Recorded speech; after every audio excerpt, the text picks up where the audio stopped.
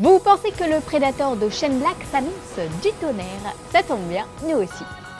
Alors aujourd'hui dans Fanzone, on ne parlera pas de la sortie de Shazam confirmée pour avril 2019.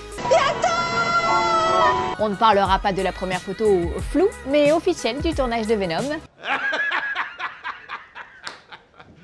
Et on ne parlera pas non plus des dérives capillaires de Laura Dern dans Star Wars 8. C'est magnifique ma chérie pour Tony Stark. Non, aujourd'hui on va parler de Thor 3 et de Marvel. Et oui, on ne pouvait pas passer à côté de la sortie de Ragnarok dont on vous a tant parlé ces dernières années et dont on n'entend que du bien depuis les premières projections, des prestations excentriques, un pur divertissement, le meilleur film de la saga. Et vous savez quoi? Thor 3 est bien le meilleur film de la saga. La question c'est pourquoi?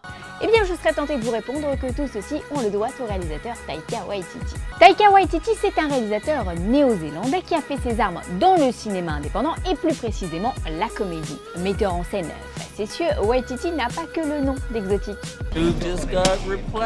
À l'instar d'un James Gunn, il cultive depuis toujours un humour bien à lui, à savoir barré, absurde, burlesque, aux petits oignons. Bref, plutôt que de balancer de l'adjectif en veux-tu en voilà, je vous renvoie vers ses deux précédents films.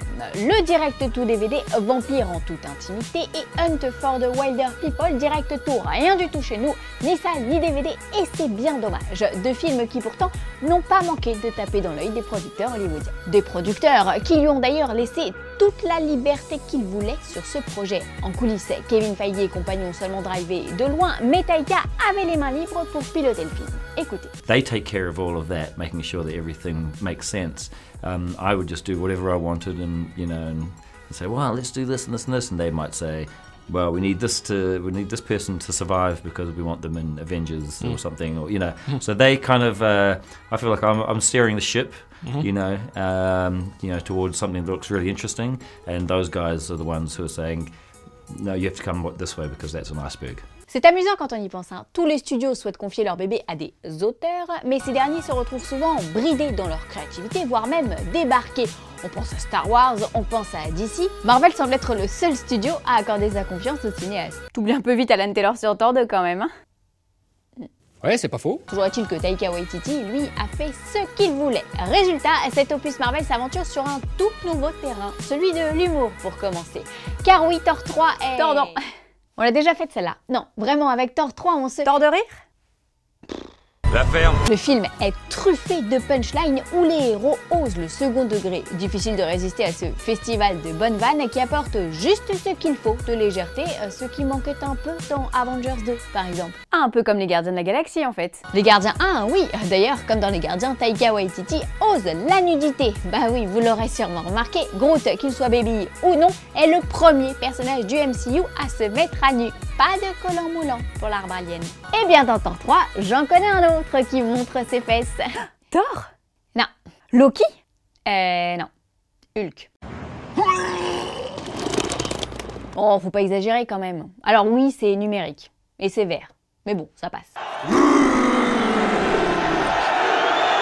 Et puis rassure-toi, hein, Chris Hemsworth enlève sa chemise. Ah cool! Côté mise en scène, Taika n'est pas en rate puisqu'il nous offre quelques belles séquences d'action dont certaines au ralenti à la façon d'un Zack Snyder, ce qui n'est pas pour nous déplaire. Bon, par contre, je préfère vous prévenir, le film pique un peu les yeux. Oh non, ils ont encore foutu des couleurs flashy partout comme dans Les Gardiens 2? Ben oui. Mais il y a une explication, Magneto.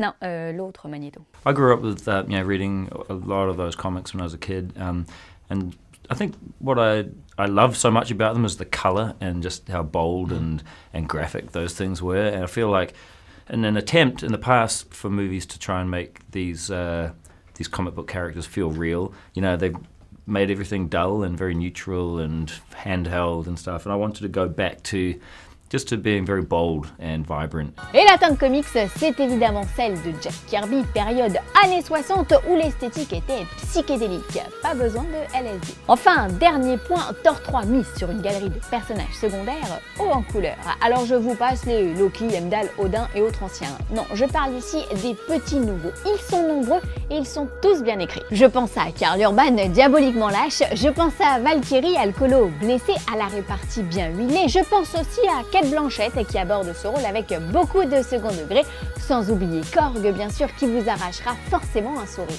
Tiens d'ailleurs, pour l'anecdote, c'est Taika Waititi qui lui prête sa voix. C'est donc la première fois qu'un réalisateur du MCU joue dans son propre film. Et alors croyez-moi, rien que pour ça, ça vaut le détour, on reconnaît bien là la patte de Taika. Et puis on n'oublie pas Jeff Goldblum qui... Oh bah Jeff Goldblum quoi, est-ce bien utile de dire ce que l'on en pense? When we thought about the Grandmaster, we instantly thought of Jeff, just because he's got this otherworldly quality to him. He has a magnetism, you know, where you want to watch him, and it's almost like he's making love to you through the screen, you know. And I got pregnant 4 times during the shooting of the film just through watching him. Oui, bah voilà, presque tout pareil. Le grand maître réussit en quelques scènes à peine à s'imposer, voire même à se faire désirer. On espère donc le retrouver dans les futurs films du MCU. Et ces futurs films, justement, parlons-en. Si là on se marre, sachez qu'après, on va moins rigoler. Prochaines étapes, Black Panther en février, Avengers 3 en avril et Ant-Man en juillet. Avengers 4 et Captain Marvel viendront clôturer cette phase 3, Captain Marvel qui accessoirement vient d'être confirmé dans Avengers 4. Pour le reste, Kevin Feige refuse de s'avancer et préfère se concentrer sur ses 6 longs métrages avant d'officialiser quoi que ce soit. Oh mon Dieu. Mais une chose est sûre, les comics restent la première source d'inspiration du studio. Si l'on en croit le Big Boss, la rumeur d'un Thor au féminin n'est donc pas à écarter. Et la BA d'Avengers 3, c'est pour quand? Ça tarde là, non? Eh bien, ce n'est sans doute pas un hasard. Ces derniers temps, Marvel a tout misé sur Thor 3 qui ouvre en grand la porte à Avengers 3 avec une scène post-générique qu'on ne dévoilera pas ici. Il faut donc espérer des premières images courant novembre avant le raz-de-marée Star Wars. Mais pour l'heure, rendez-vous en salle avec le Ragnarok. Pour l'affrontement entre Thor et Hulk, hein, surtout. Qui gagne? Tout est dit. Allez, Fanzone, c'est fini pour aujourd'hui. C'est impossible. Malheureusement, prochaine émission en fonction de l'actu. Salut! Hors de question.